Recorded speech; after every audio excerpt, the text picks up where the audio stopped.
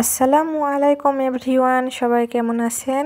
আজ আমি বানাবো মসুর ডালের বড়া এবং আমি বড়াটি বানাবো। এখানে পাতা দেখছেন, এটা হচ্ছে গন্ধ ভাদালে পাতা, আমাদের এলাকায় এটাই বলে এই পাতাকে।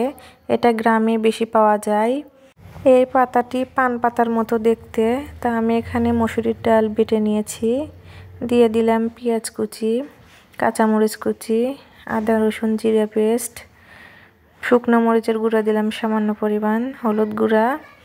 এখন এই যে পাতাটা আমি বেটে রেখেছিলাম এই পাতাটা দিয়ে দিব, দিয়ে সুন্দরভাবে মেখে নিব। এগুলো আগের মানুষ বেশি খেত, এখন আর খাওয়াই হয় না।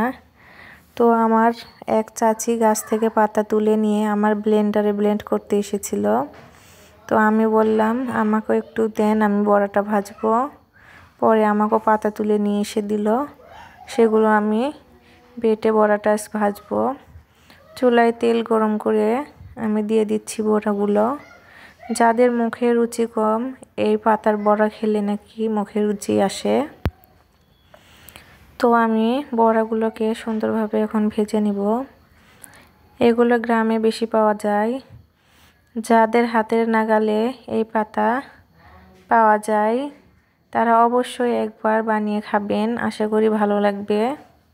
আমার এই বড়ার রেসিপিটি যাদের ভালো লেগেছে অবশ্যই কমেন্টে জানাবেন। সবাই ভালো থাকবেন, আল্লাহ হাফেজ।